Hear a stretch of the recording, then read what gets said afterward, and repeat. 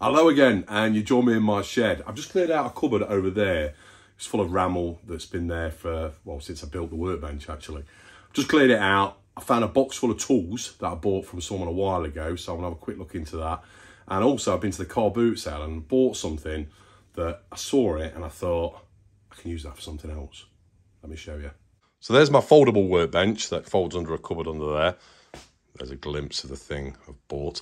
Anyway, right, here's my workbench, and underneath here is a cupboard, two cupboard doors. I need to take the bottoms off, actually. In fact, let me move this rug out of the way as well.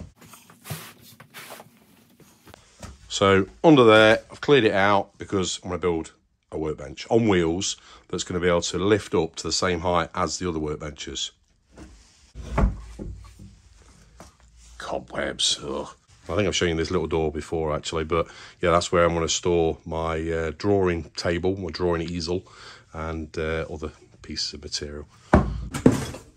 This is the toolbox that I bought probably about 4 or 5 years ago. It's from a guy that had a DIY store and he was shutting it down. He had a load of tools in the back, and I think I paid about 20 quid for this. Nice metal box, don't know how old it is, but I haven't opened this since I bought it. So let's have a look what we've got inside. Might have some goodies. All right, so what we got in here? Got a lift out storage bin. Slots into place there.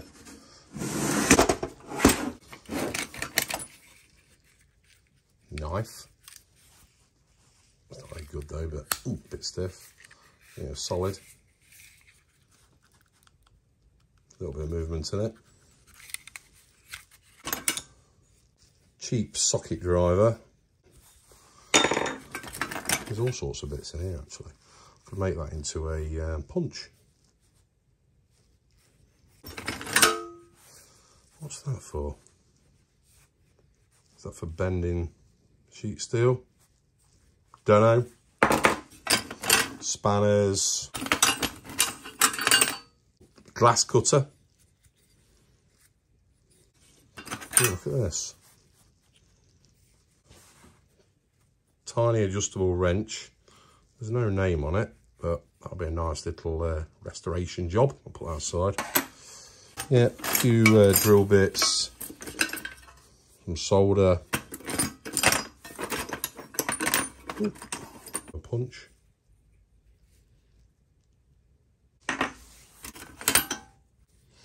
Another little punch. Keeps.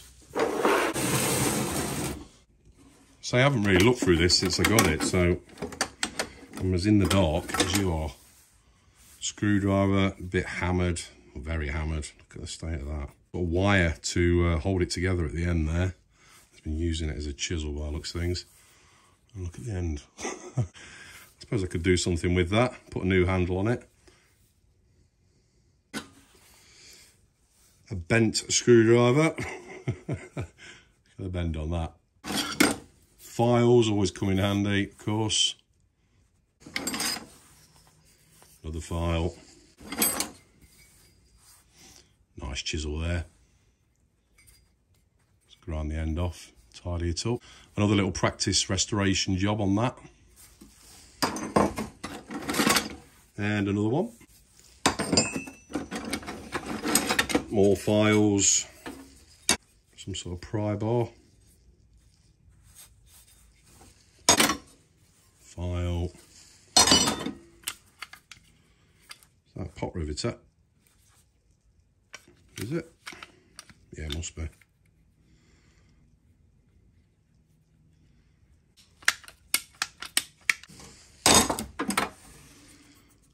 Spirit level. Don't know how old that is.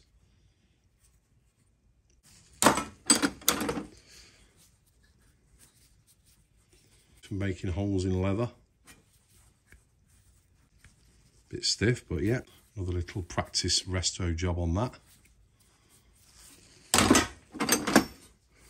Another chisel. What's that got on it? MG2, is it?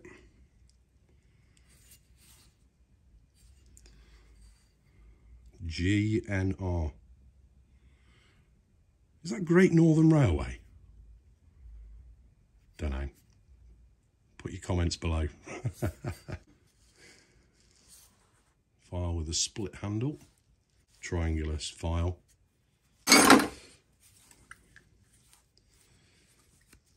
Another hole punch. Spring loaded. No, it's not too bad. I've just got my reading glasses. I've never wore glasses, but recently I've had to start wearing reading glasses. There we go. So I think that says GEO Barksley and Son, Sheffield, England. So George Barksley. Oh, right way round. Is that George Barksley and Son, Sheffield, England? As you can probably tell, I'm not a tool expert, but I'm very curious and keen to learn. Ow! Ah! You can probably tell. Right, we'll go next. I'll take my glasses off now. I can only need them for reading. I'm becoming short-sighted. Chisel, absolutely hammered. Cheap Rolson, bin fodder. Or, well, I don't know. What do you do with that? Round tapered file. The curved file. File. Pliers. See if you can see a name on these. Just made in England, Sheffield. Nice. The meat at the end. I'll show you in a minute something I've just bought actually from the car boot sale. It only cost me £1, and that's going to be my first tool restoration job. So Scoutcrafter, if you're watching, any tool restorers out there, please contain your laughter when it comes out. File. Ooh. What's that? Oh, is it for tin welding? I don't know. Let me know. Now that, is it for cutting leather? No idea. Sharpened end. Or is it a scraper? But it seems quite curved, so it makes me wonder, is it a cutter? There's a slight curve on there. File, tapered file. Ooh, what's this? What's this? What's this? What's this? That little wrench. So what's going to be any names on there? Girder Miner Joseph Lucas Limited, England. Can you tell me anything about that? It's a bit stiff, but again, I soaked that in some vinegar. Nice little thing. Ooh. I thought they were, looking at it that way, I thought they were needle-nose pliers, but then turned like that, and is it duck-billed platypus pliers? They're a bit off-centre, actually. In fact, there's a chip taken out there as well. You can see it there, and the little chip, and they're off-centre, so, and there's no movement that way, so would that be a matter of grinding that round to make it smooth? And then use it as a puller? Don't know. Certainly come in handy at some point, I'm sure. It's not sprung loaded. Inserts at the end there. I'm just opening this as you see it, so I've got no idea really what's in here. Yep, for oil filters. Removal device. Keep that.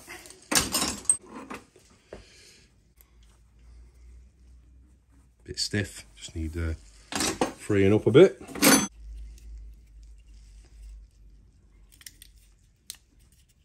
It's got a little roller wheel there. Is that for a little cutter?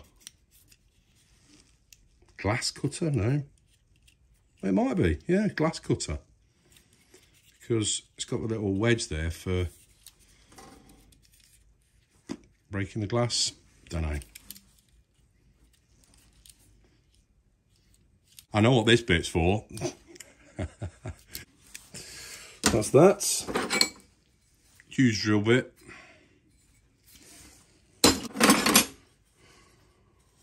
Another rubbishy Rolson chisel. Pliers. Get the specs on again and see what these are. Can't find a name on them, but nice finish at the end. There's no wiggle on them. And the snips meet in the middle. There's no light going through. Socket extender. Round file. What's this? Removing circlips and fitting circlips. Plastic's all coming off. I could take them back to raw steel. Another chisel, putty knife. Oh, look at this. Look at this.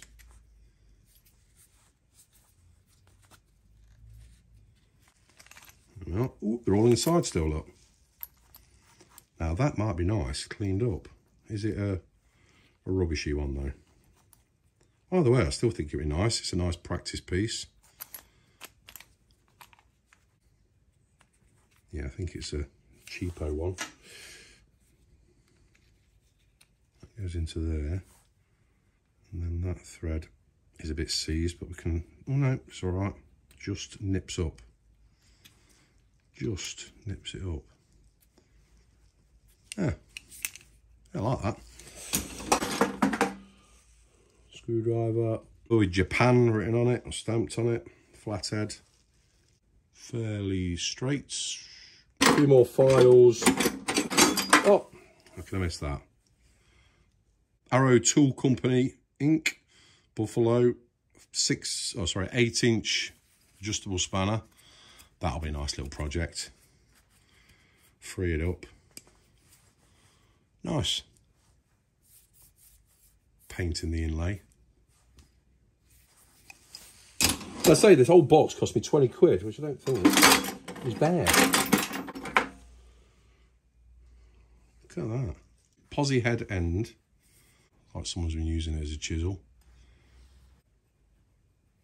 Interesting. All these sort of spanners, very common. I've never seen one like that. Elora, number 145, I think. Get the glasses on. Yeah, Elora 145.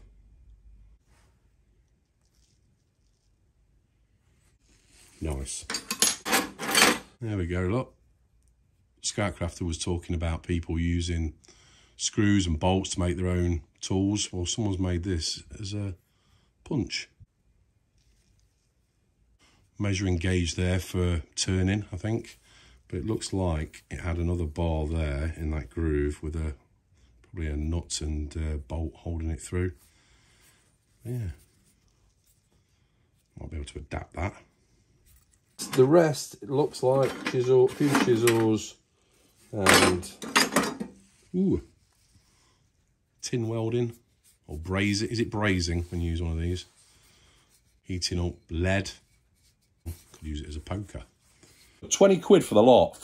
Can't go wrong. Here's my glasses, by the way. They're my wife's glasses, so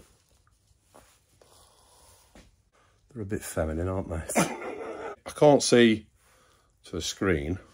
Let's see to my hand. Hand looks blurred. Get to about there, and it's fine. It's really detailed. God, yeah, I can see my hands. Wow. I need to start wearing these often. I probably need to have my eyes checked, to be honest. Right, let me get this packed away. I'll show you what I got from the car boot sale.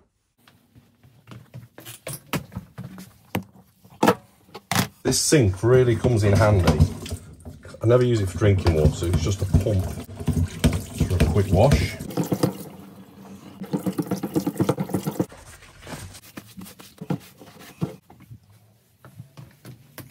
Okay, so this is what I got. Any ideas what it is? Just looked on the back actually, and it's from IKEA. If you look on that side, see there it's got like a hinge device, but if you do this, lift up, pull down.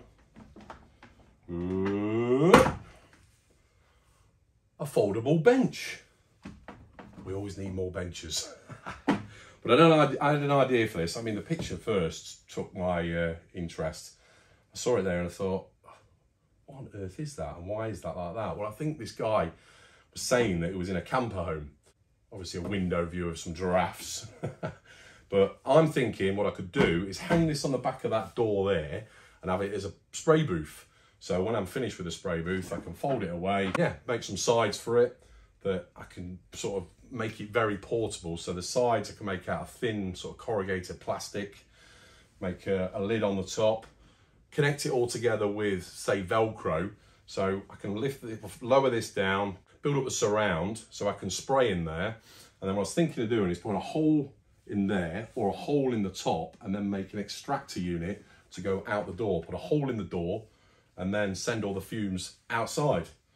Get rid of the picture. Quite like that picture actually. Does anyone else want it? Does anyone want a picture of some giraffes through a window? But yeah, I quite like that. And it says IKEA on the back. I've never seen these in IKEA. Is this something that's sold there? But it cost me a £5 anyway. He wanted a tenner for it, knocked him down to a £5. He was happy, I was happy. And I thought, yeah, that'll do the job. And it's strange when you go to, say, somewhere like a car boot or a flea market and you look at things for their original intention, then you think, oh, what could I do with that? How could I adapt that? And for some reason, it just came to me. I've thought about making a little spray booth for a while for spray painting. Occasionally, I'm spray painting bits of metal. Nothing bigger than that area, really. So it'd be good to put it in there. I could put a little Lazy Susan top on there so I can spin it around. Or I can even put a hook through the ceiling, coming down with a bar that I hang things from as well. And then, so it comes through the roof of the surround. I even thought about, I don't know if it's pushing it too far, but who knows. The Lazy Susan, making it motorised and also making the little bar above motorised. So it turns really slowly. So when I'm spraying it, I don't know, I could have like, say a button near my knee that I can press and it goes, turns around as I'm spraying it. And on the Lazy Susan. Don't know, it's an idea. What do you think? And then, yeah, so extractor, I don't know if to go above and put some ducting to go out the door or just hole in the back there. But the good thing about this, I can hang it on the door when I want to, so I can take it off if needs be. Doesn't have to stay on there. Yeah. And then for drying, a hairdryer maybe with, imagine a wall here, and then putting a hairdryer hole in the side so you can stick the hairdryer and leave it on. And then while the thing's turning with the motor as well, yeah, you know what I'm saying? So what I might do is just temporarily hang it on the door just to show you what I'm thinking of. Right, let's do that. Right down, look, that locks in place, look, as well. And while it's in that position, the sides and the roof and everything to make the surround, I can sort of hang below it. I was thinking of making it, sandwich it in between this and the back piece, but I'm thinking it won't close. Well, I don't know, it might close. There's a bit of a gap there. So yeah, right, let's try it out. Wee-hee-hee, there it is. I've just done it temporarily, so I've just put a couple of screws at the top and used that top lip just to hang it. So it's a bit precarious at the moment, but it's going to be a bit lower to meet, I'll bring it down further so it meets that workbench, so it's the same height as that.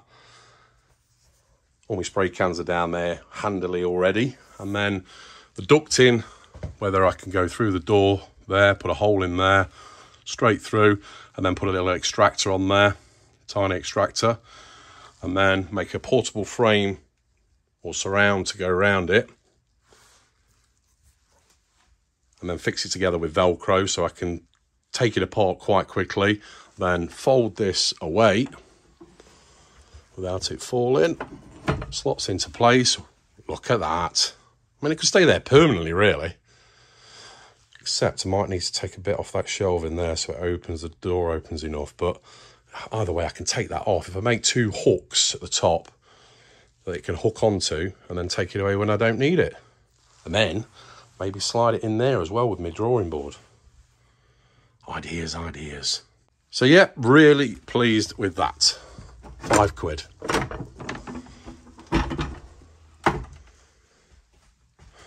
Shall I leave the drafts in there? Or should I put the poster somewhere else? It's growing on me.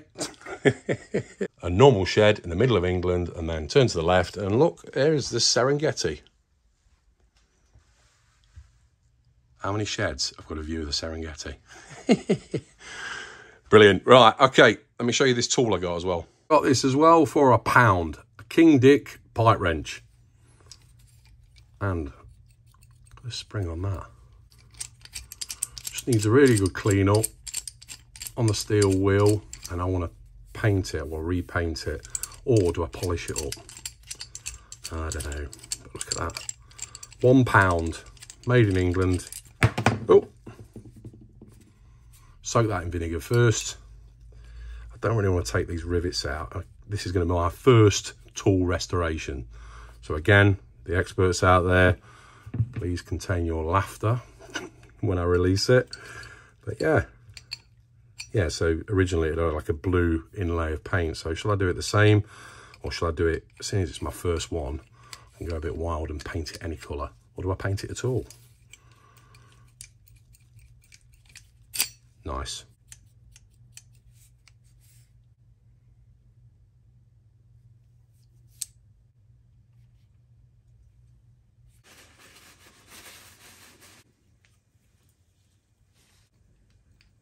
It's like another world.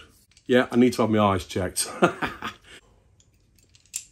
So, video to come up on this, video to come up on that spray booth, and anything else that goes on in my shed. Thanks for watching. Take care. Cheers. See you next time on Weekend Shedhead.